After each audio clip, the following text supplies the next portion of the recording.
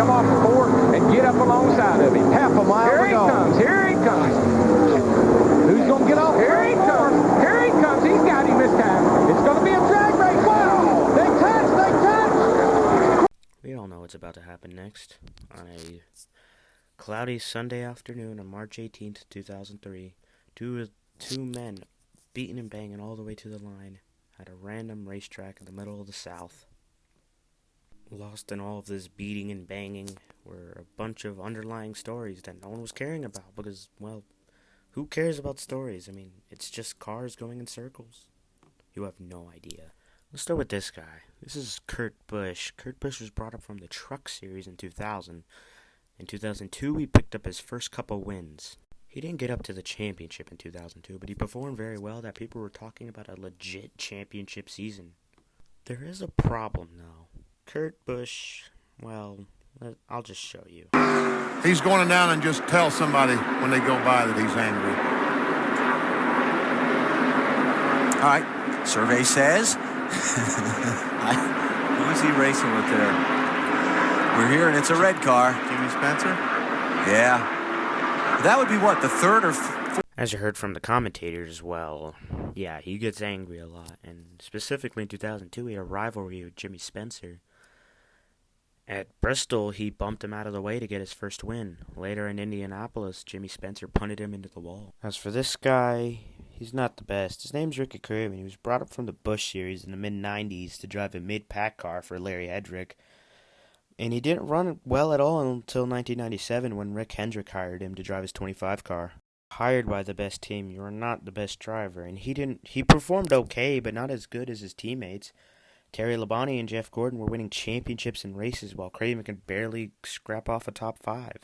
In 1998, Rick Hendrick put Craven in a 50 car on part-time, and he didn't really perform that well. And from 1998 to 2000, he ran part-time in the 50 car for Rick Hendrick. Against all these odds, however, in 2001 he got hired by PPI Motorsports to drive the 32 car Tide Ride.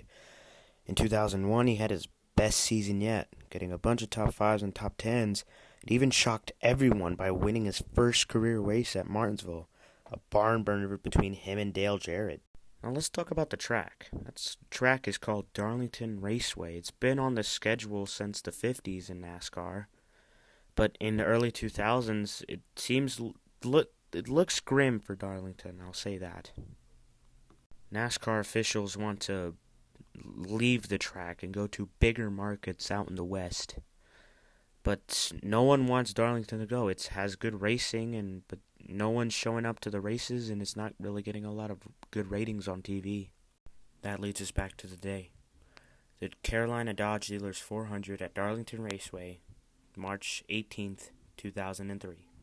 I'm not going to talk about the majority of the race, but all you need to know is that Jeff Gordon and Elliott Sadler and Kurt Busch were all battling for the most of the race.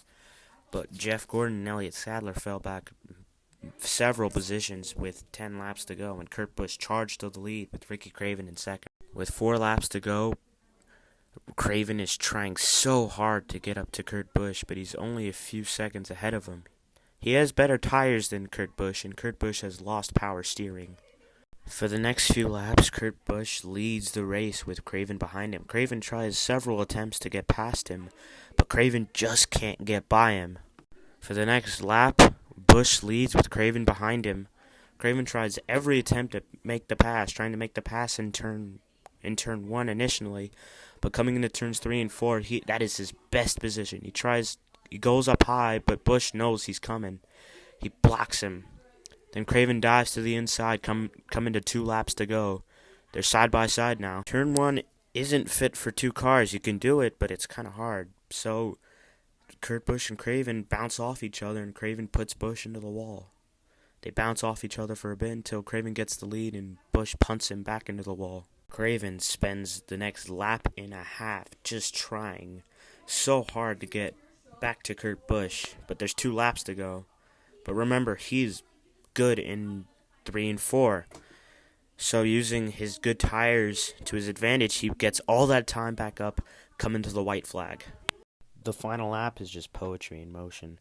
As they head into turn 1 and 2, Craven knows he can't get by, so he just sticks it behind Busch, as they head out of turn 2, however, Craven looks to the inside, trying to get by him. Kurt Busch keeps blocking for the lead, but Craven knows what he needs to do as he dives to the outside. Busch slides up to block him, but Craven dives to the inside. But in a jaw-dropping move, Kurt Busch slams into him. That spoils the run on Craven. So whoever wins is just fate and physics.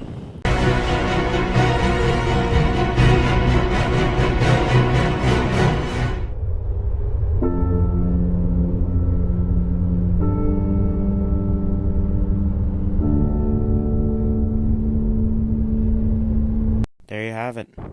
A never was versus soon to be driving on an old racetrack that may not be on the schedule. Despite this, I'll just show you the next few moments.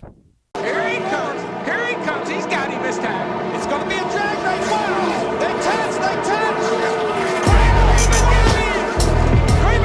Next time we discuss NASCAR, we'll be showing the greatest Daytona 500 in history. So, I'll see you in 2007.